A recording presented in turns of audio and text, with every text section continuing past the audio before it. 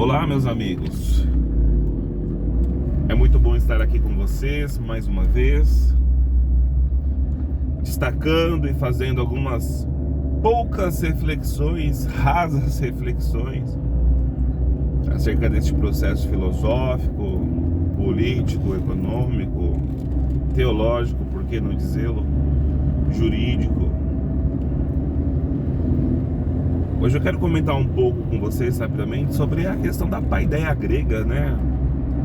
A paideia grega, ela se firma, se estabelece dentro de um processo de educação, um processo de aprendizagem. Ela se relaciona na construção de um processo civilizatório do povo grego. E aqui, hoje, eu gostaria de destacar dois personagens centrais dessa paideia grega, que foram Hesíodo e Homero, né? Cada um se destacando dentro de um certo aspecto, em detrimento da sua postura com o que se estabelece com virtude, com o que se estabelece como excelência, né? A areté. Então, nós nos pomos e observamos como o povo grego se desenvolveu dentro desse período homérico, dando enfoque justamente para as habilidades, né? Para um progresso na sua cultura, desenvolvendo assim o povo grego e notadamente nos alcançando hoje o Ocidente, né, contemporâneo, onde se demonstra que as suas lições, né, ou ao menos parte delas, nos alcançou até os dias odiernos, né, ou até hoje, enfim. O conceito de areté está relacionado justamente a essas práticas virtuosas, práticas essas que são preteridas em relação ao senso comum, práticas essas que são postas, firmadas, estabelecidas, fincadas num processo de demonstrar quais são a forma de conduta, no que consiste nobreza, né, nesse aspecto de virtude, aonde estão estabelecidas as marcas que nós, enquanto povo, queremos carregá-las e queremos estampar para o mundo como sendo marcas que este grupo em particular, que essa civilização em particular, quer expor para o mundo. Então, iniciando a minha fala aqui, nós trazemos o aspecto, firmamos aqui o aspecto de Homero, que em sua obra, destacando aqui naturalmente Ilíadas e Odisseia, nós temos aqui pontos, partimos de premissas que são postas visando trazer a figura aqui do heróico. Os valores que são denotados, os valores que são expressos aqui, é o valor de coragem, é uma areté relacionada à expressão máxima da varonilidade. Então, o varonil, o homem, né, virtuoso, ele é aquele que tem estampado, ele é aquele que tem nas suas qualidades esses atributos. Atributos esses que nós encontramos, por exemplo, em Aquiles e Ulisses, que são justamente os personagens centrais de Ilíadas, né? Todos vocês conhecem a Guerra de Troia, todo o processo envolvendo os reinos guerreando contra a cidade de Troia. Mas falando sobre esses personagens centrais nesse contexto, Nós temos Aquiles, né, um homem que não mede esforços para a busca da fama, né? Então, em Aquiles, nós vislumbramos esse aspecto de valores que são claramente demonstrados através da vida dele, de forma que em Aquiles o homem médio, o homem comum, ele passa a ter por referência, né, aqueles valores que devem ser e são dignos de serem copiados. Aquiles, ele é um personagem que ele, de certa forma, em detrimento desses valores, em detrimento da sua postura, ele abre mão ou não se importa com o bem-estar de sua própria vida, em detrimento justamente desses valores heróicos, desses valores que estampam, né, coragem, que expressam coragem. É alguém que não está preocupado em alcançar atalhos. É alguém que realmente ele está em busca de ser alguém, ou de ser um personagem histórico em que, de fato, em tudo que fez foi excelente, porque as virtudes que eram necessárias desenvolver para ser excelente, ele as teve. Já um pouco diferente de Ulisses, que embora também buscasse essas virtudes de excelência, de coragem, bravura, Ulisses ele já buscava alguns atalhos para alcançar esses fins, né?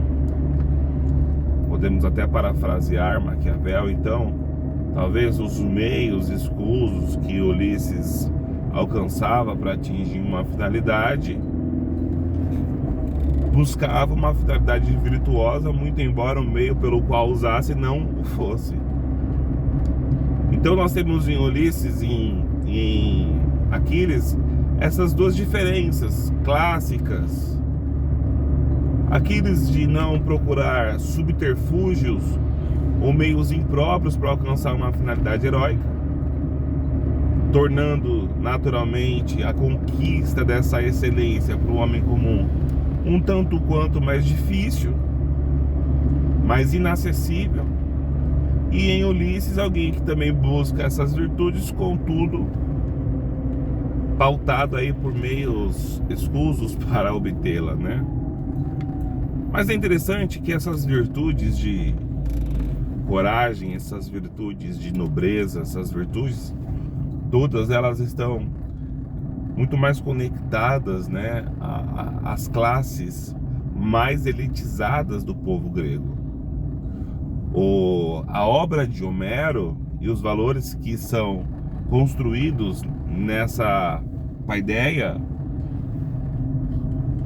o Aristos, né, aquele que pratica a areté, a virtude, o cidadão excelente, o indivíduo excelente, ele é aquele, notadamente, que está mais conectado àquele grupo de guerreiros, né, a elite grega que guerreia. Muito embora o nobre, ele não é aquele que está simplesmente à frente da guerra, não. O nobre, ele é aquele que, independentemente do seu capital financeiro, independente do seu status quo econômico, ele é aquele que desenvolve justamente essas normas de conduta, seja na vida privada ou seja na guerra, onde naturalmente se exige mais disposição para o exercício desses valores. Não obstante, e aí eu pretendo ser um pouco breve, falamos de Hesíodo. Já em Hesíodo, nós temos uma virtude, as excelências não são as mesmas que nós apontamos em Homero, já que essas virtudes aqui elas podem ser praticadas por todo o cidadão, sobretudo aquele operário, sobretudo aquele indivíduo que está arando a terra, aquele indivíduo que está laborando no campo, né? É uma areté rural, é uma areté do campo, é uma areté voltada para as classes trabalhadoras. E aí é um grande diferencial que nós destacamos em Hesíodo, já porque aqui em Hesíodo, né, um autor que se encarregou de discutir a teogania, o panteão e toda essa estrutura divina, toda a deidade grega, todo o estabelecimento, né, dos deuses. Este autor, este pensador, nas suas discussões, promove o estabelecimento, então, do que é a justiça, do que é a moral, do que é a ética, o que é o direito, o respeito, a honra, né, aos deuses, né, a honra aos pais. E notadamente através desse pensamento, nós temos aí o nascimento das leis escritas, porque ao fazer as discussões e se estabelecer quais as práticas virtuosas que o homem, que o indivíduo carece, você promove e fomenta que essas questões sejam todas postas. Independente de quais virtudes os homens, né, o povo grego no período homérico ansiava, se nota que o caminho, a busca da excelência, ela não tem atalhos no aspecto de alcançar. Há uma necessidade de se dispor,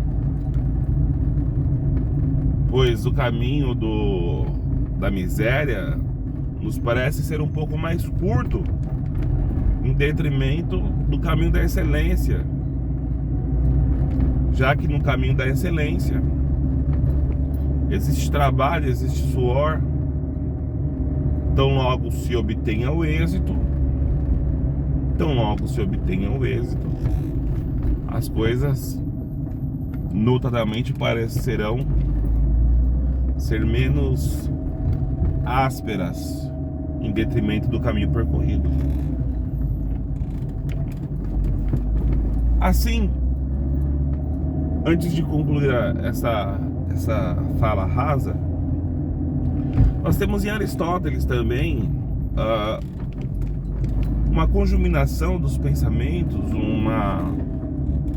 uma coesão aqui no pensamento homérico em relação às virtudes, já que parecia mais razoável que aquele indivíduo virtuoso morresse jovem na batalha, aquele indivíduo que quer ter o seu nome aclamado pelas multidões e entoado nos cânticos e narrado nas poesias, ter os seus nomes, né, escritos nos livros.